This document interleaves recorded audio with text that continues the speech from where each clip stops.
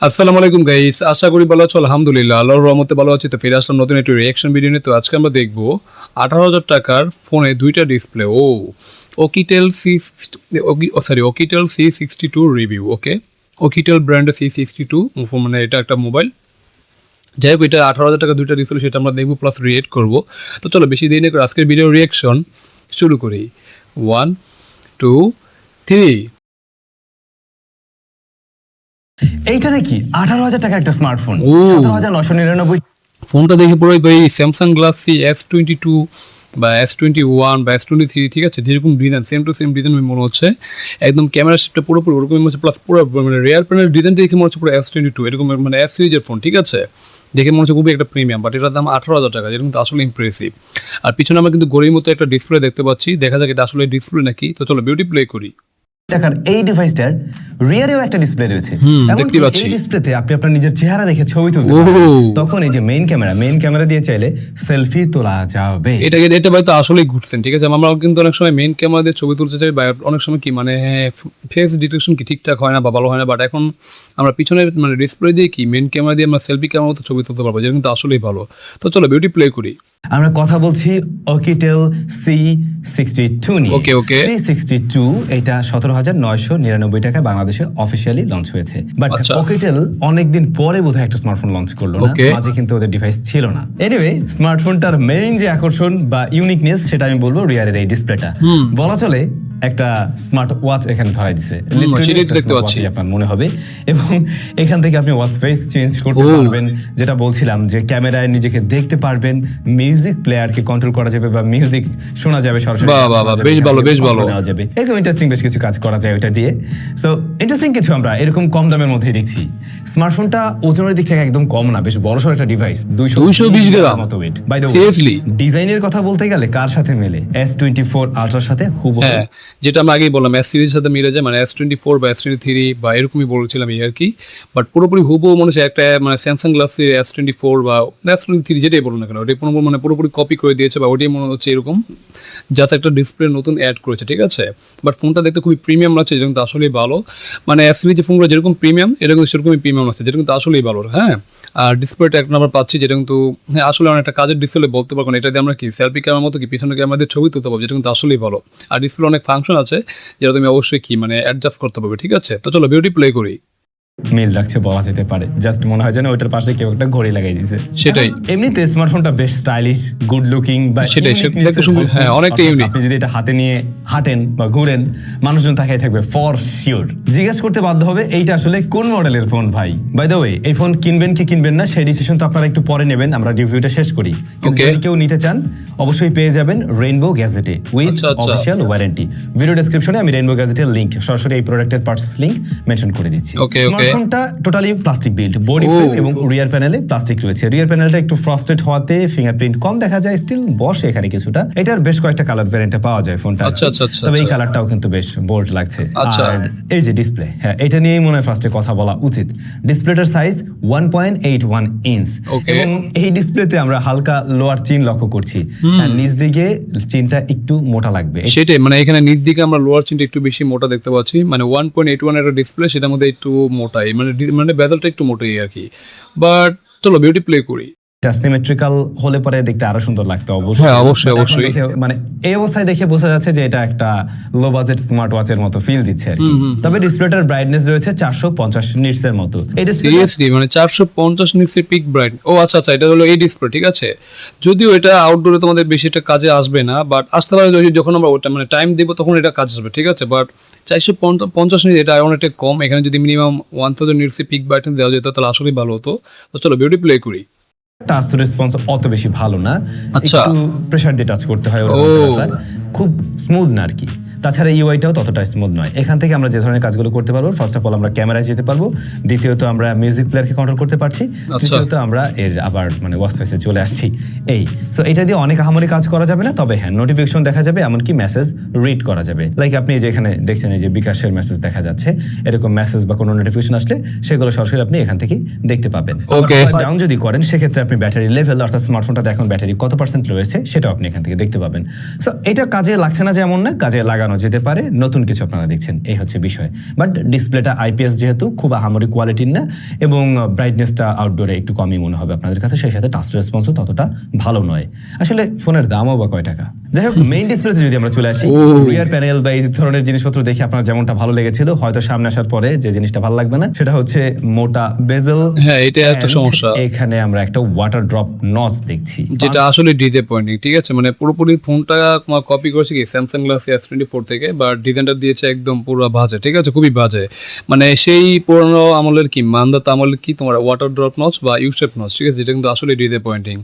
আর বেজেলটা দেখো ভাই সেই মোটা, মানে বিশেষ করে লোয়ার বেজেলটা অনেক মোটা। এটা যদি আরেকটু ন্যানো করতো, প্লাস যদি চিন বেজেলটা যদি মানে সিমেন্টিকে রাখতে পারতো, তাহলে দেখতে পাই আরো সুন্দর হতো। ঠিক আছে, মানে খুবই, মানে 18,000 টাকা ফোন হিসেবে কি এটা খুবই প্রিমিয়াম একটা ফোন হতো।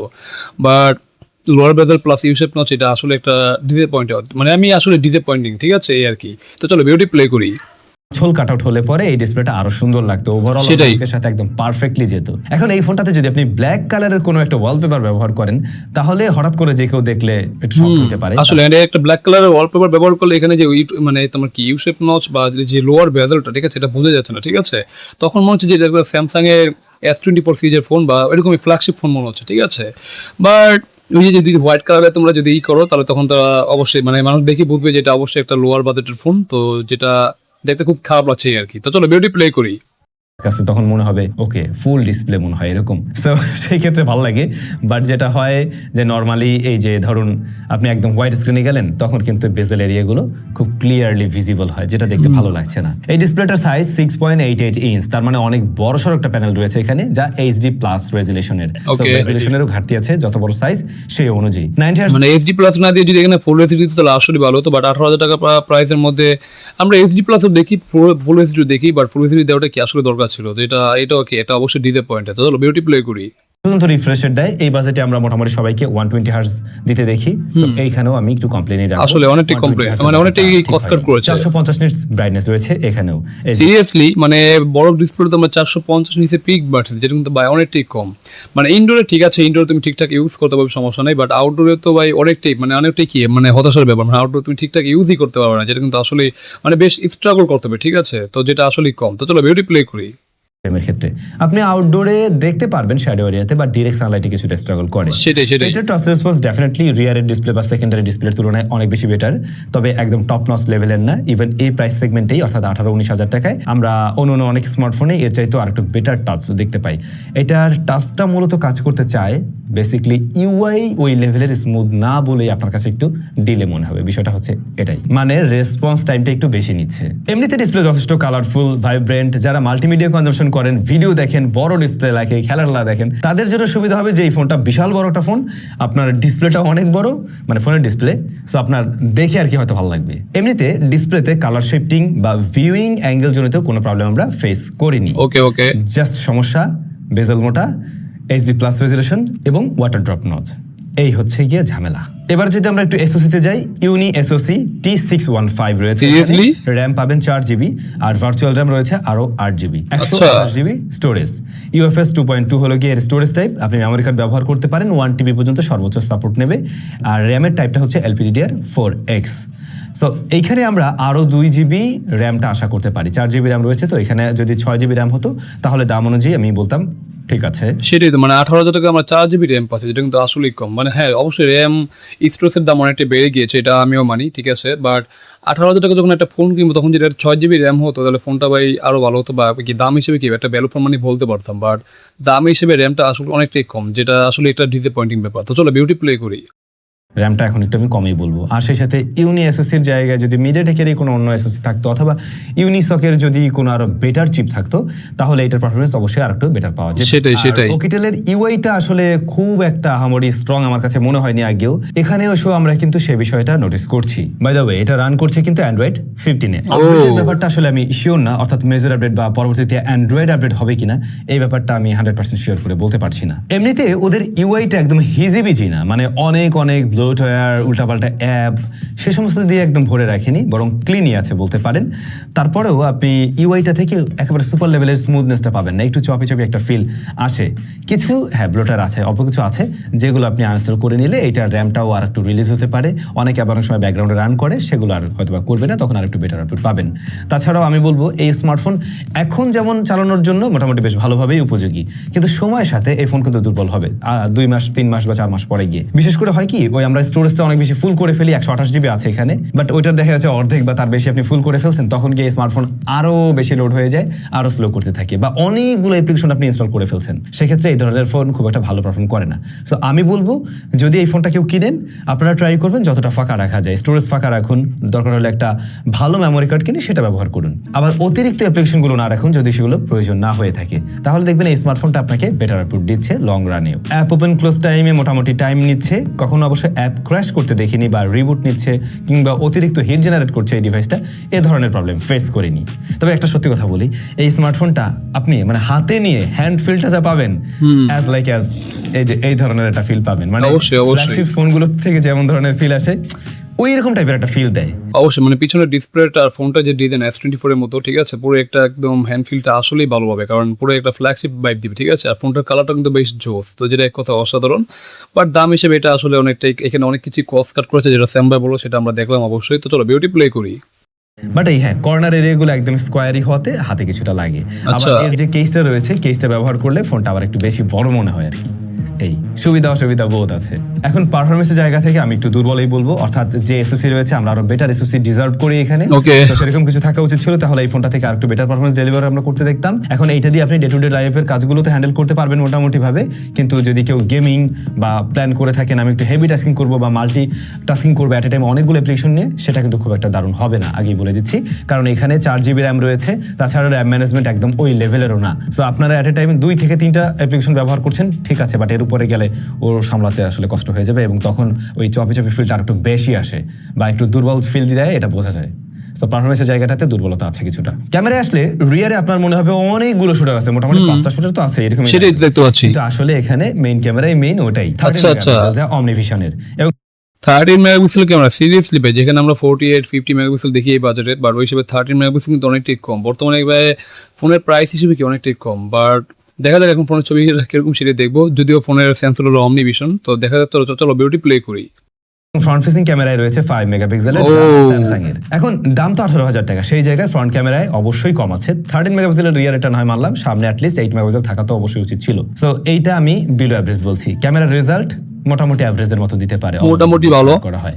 বিষয়টা দ্বারা এরকম ইনডোরের ছবিতে আপনারা বেশ ভালো রকমের আচ্ছা, মানে ইনডোর ছবিগুলো দেখো, এখানে তোমাকে একটু বেশি সফট করে দিচ্ছে, বাট এখানে অবশ্যই ডিটেইল শার্পনেসের অনেকটাই ঘাটতি দেখতে পাচ্ছি, মানে একটু মানে ফ্যাকাশে এরকম একটা, বা একটু গোলাটা লাগছে, ঠিক আছে। বাট মোটামুটি একটু সফট করে দেওয়ার চেষ্টা আর কি, অর্ডার ছবিগুলো একটু বেশি বুস্ট করে কালারফুল করে, যেটা দেখতে ভালো লাগছে, বাট ডিটেইল শার্পনেসের ঘাটতি। তো চলো বিউটি প্লে করি। লক্ষ্য করবেন ডিটেল ততটা পাবেন না। আবার আউটডোরে গেলে আপনারা ডিটেল তো ভালো পাবেন, কিন্তু ব্যাকগ্রাউন্ডে যদি বেশি হাইলাইট থাকে, সেইখানে গিয়ে এক্সপোজার কন্ট্রোলিংয়ে আবার কন্ট্রোল হারাই ফেলে, তখন ততটা দারুণ রেজাল্ট দিতে পারে না। সো যেটা দাঁড়ায় যে আপনারা খুব একটা ওয়াইড ডাইনামিক রেঞ্জ পাবেন না এর থেকে। আর ওয়াইড ব্যালেন্সও কিছুটা ইস্যু আছে, কালারটা একটু টুইক টাইট, একটু ভাইব্রেন্ট টাইপের কালার দিচ্ছে। যদি ব্যালেন্স লাইটে ছবি তুলতে পারেন আউটডোরে, তাহলে শার্পনেস ডিটেল মোটামুটি ভালো পাওয়া যায় এবং সেই ছবিগুলো কাজে লাগানো যায়। 10টা ক্লিক করলে ধরুন মোটামুটি 7-8টা আপনি কাজে লাগাতে পারছেন, বিষয়টা এরকম দাঁড়ায়। আই হোপ আপনি ক্লিয়ার। বাট আমার সাজেশন একটু প্রপার লাইটিং কন্ডিশনে ছবি নেওয়ার ট্রাই করবেন, সেই ক্ষেত্রেই ও সর্বোচ্চ আউটপুটটা দিতে পারবে। ফ্রন্ট ফেসিং ক্যামেরাটা, এটা আমি বিএল স্ট্যান্ডার্ড তো বললাম, আপনারা ফ্রন্ট ফেসিং ক্যামেরার ছবি আসলে রিয়ার ক্যামেরা দিয়ে তুলবেন, যেহেতু এটা দিয়ে দেখা যায়, সো এটা দিয়ে তুললেই হয়ে যাবে। আর এটা দিয়ে ভিডিও কলিং এর কথা বলবেন, দ্যাটস ইট। আর এই ধরনের স্মার্টফোনগুলোর ভিডিও যাচ্ছই হয় না, আপনারা নিজেরাও খুব ভালো করে, একদমই খুবই বাজে, মানে 1080p 30fps ভিডিও শুট করতে হবে, বাট ভিডিও কোয়ালিটি খুবই বাজে, মানে খুবই বাজে। এখানে তো ভিডিও তো একদম ইচ্ছেবল না, ঠিক আছে, মানে একদম পুরোই নরহরি কাপাচাপি হচ্ছেই। এই সব ভিডিও দিয়ে তোমরা অবশ্যই কন্টেন্ট ক্রিয়েশনের জার্নি শুরু করতে চাইলে করতে পারো, বাট ভালো হবে না আর কি। তো চলো বিউটি প্লে করি। জানেন স্পিকার সিঙ্গেল বটম ফায়ারিং এখানেই রয়েছে, এটা অনেক লাউড দুমদামাকা সাউন্ড হয়। তবে আমি যেটা একটু আগেও বলছিলাম যে ডিসপ্লেটা অনেক বড়, মাল্টিমিডিয়া কনজাম্পশন করলে এটাতে ভালো লাগবে আপনাদের কাছে অনেকের। বাট স্পিকার 2টা থাকলে পরে তখন পারফেক্ট একটা এক্সপিরিয়েন্স পাওয়া যেত। এখন যেটা হয় শুধু রাইট সাইড থেকে আপনারা সাউন্ডটা পাবেন আর কি, এরকমভাবে ধরলে। সো বটম ফায়ারিং সাউন্ড, এটার স্টেরিও মজা দিতে পারবে না, কিন্তু সাউন্ড মোটামুটি ক্লিয়ার আছে আর কি। একদম ফুল ভলিউমে গেলে হালকা একটু ডিস্টরশন লক্ষ্য করা যায়। ব্যাটারি আছে 5150 mAh। ওরে ভাই 5150 ভাই, এটা তো আসলে বিলো স্ট্যান্ডার্ড, ঠিক আছে, এটা আমি আগেই বলে দিলাম। আর 10 ওয়াটের চার্জার, যেটাও একটা আসলে বিলো স্ট্যান্ডার্ড, এখানে 20 ওয়াটের চার্জার দিলে আসলে ভালো হতো। আর 5150 ভাই এটা আসলে কম, এখানে অ্যাটলিস্ট 6000 বা 6500 দিত, তাহলে ভাই আসলে দেখতে খুবই মানে ব্যাটারি কমটা ঠিকঠাক হতো, বাট সেটাও তারা দেয়নি, পড়ে একদম কস্ট কাট করে দিয়েছে, ঠিক আছে। তো চলো বিউটি প্লে করি। ওয়াটের চার্জিং সিস্টেমে পিছিয়ে আছে, ব্যাটারিটা মোটামুটি আমি স্ট্যান্ডার্ড জায়গায় ধরে নিচ্ছি। একদিন চালাতে পারবেন এই স্মার্টফোন খুব সহজেই, তাতে করে সমস্যা হবে না। এইচডি প্লাস রেজোলিউশন হওয়াতে ব্যাটারি বার্ন ওখানে একটু কম করছে। Okay. ফিঙ্গারপ্রিন্ট সাইড মাউন্টেড, এই যে এটার সাথে ইমপ্লিমেন্ট Side mounted হবে, এটি প্রত্যাশিত ছিল। অ্যানিমেশনের কারণে আপনার কাছে একটু ডিলে লাগবে। এইটা একটা ফাঙ্কি স্মার্টফোন আমি বলতে পারি, বিশেষ করে রিয়ারের এই ডিসপ্লেটার কারণে। সো এইটা আপনাকে একটা ইউনিকনেস দেবে ফর শিওর। মানুষজন আপনাকে জিজ্ঞাসা করবে, আপনার বন্ধু বান্ধব জিজ্ঞাসা করবে, কি রে এটা কি ফোন। আপনি হ্যাঁ এই বাজেটের রেগুলার যে স্মার্টফোনগুলোর ফ্রন্ট ফেসিং ক্যামেরা তার তুলনায় বেটার আউটপুট বের করতে পারবেন, যেহেতু রিয়ারের ক্যামেরা দিয়েই আপনি ফ্রন্ট ক্যামেরার কাজ করতে পারছেন। ওই জায়গায় কিছুটা এগিয়ে থাকবেন, কিন্তু লিমিটেশনসেরও জায়গা রয়েছে অনেকগুলো। পারফরমেন্সের জায়গাটা আমরা ওই লেভেলের পাইনি যেখানে দুর্বলতা রয়েছে। দেন ডিসপ্লের জায়গায় ইমপ্রুভমেন্টের সুযোগ ছিল। এগুলো মোটামুটি একটু ঠিকঠাক করে আসলে এই ফোনটা একটা ভিন্ন ধর্মী স্মার্টফোন হিসেবে অনেকের কাছে গ্রহণযোগ্যতা থাকতো। এখন যদি আসলে কেউ একটু চান যে আমার এই ধরনের একটা ফোন দরকার যেটার রিয়ারে আসলে ডিসপ্লেটা আপনার কাছে ম্যাটার করতেছে, এটা কিন্তু খুব নেসেসারি কিছু না, বাট তারপরেও যদি ম্যাটার করে সেক্ষেত্রে আপনি দেখতে পারেন। বাকি ডিসিশনটা আপনাদের।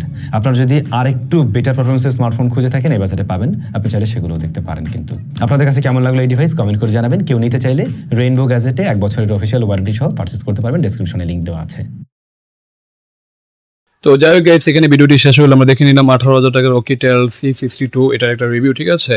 তো এটা অবশ্যই এটা ফাঙ্কি টাইপের মোবাইল, যেটা স্যাম ভাই বললো। তো এটা অবশ্যই একটু ফাঙ্কি বা একটু কি ভাবনার জন্য ঠিকঠাক আছে। ফোনটা দেখতে পুরো S24 এর মতো, আর একটা তো ডিসপ্লে মানে রিয়ার প্যানেলের তো একটা ডিসপ্লে আছে, যেটা আরও বেশি প্রিমিয়াম লাগে। আর ফোনটা ধরলো আসলে প্রিমিয়াম ব্যাপারে, যেটা কিন্তু স্যাম ভাই বললো, ঠিক আছে।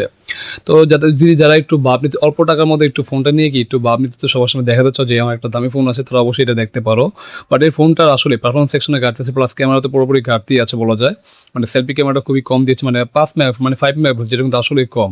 আর ছবি কোয়ালিটি একদম বিলো স্ট্যান্ডার্ড, ঠিক আছে, যেটা আসলে সমস্যা।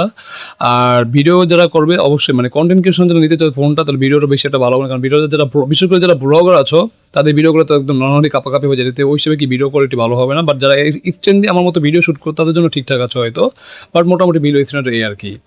আর এখানে আমার ব্যাটারিটাও ভাই কম পাচ্ছি, 5150, যদিও একদিনের মতো নাকি ব্যাকআপ দেয়, যেটা স্যাম ভাই বলো। হ্যাঁ এইচডি প্লাস হওয়ার কারণে এটা একটা সুবিধা যে ব্যাটারি বার্ন খুব কম করবে, বাট তারপর 6000 mAh দিলে আসলে বলতাম যে স্ট্যান্ডার্ড হতো, বাট আমার কাছে এটা বিলো স্ট্যান্ডার্ডই মনে হয়েছে।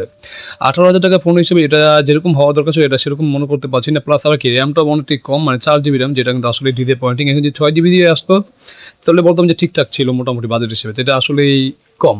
আর আইপি রেটিং নিয়ে সেম ভাই কিছু বলছে কি না সেটা আই থিঙ্ক মনে নেই আমার, বাট আমার আই থিঙ্ক বলেনি এরকম একটা হয়তো। তো যদি না বলে তাহলে আইপি রেটিং এখানে সম্ভবত নাই, তো যেটা একটা মানে খুবই একটা কি ডিসঅ্যাপয়েন্টিং, ঠিক আছে। এই হলো অবস্থা। তো যারা একটু এই ফোনটা নিয়ে একটু মানে ভাব নিতে চাও, ঠিক আছে, বা একটু স্টাইলিশ ফোন হিসেবে নিতে চাও, তারা অবশ্যই দেখতে পারো। বাট এটার পারফরমেন্স সেকশন বা ক্যামেরা নিয়ে আশা করি তোমরা বেশি একটা মানে ভালো পারফরমেন্স পাবে, মানে মোটামুটি একটা মানে বিলো স্ট্যান্ডার্ড পারফরমেন্স পাবে এই আর কি।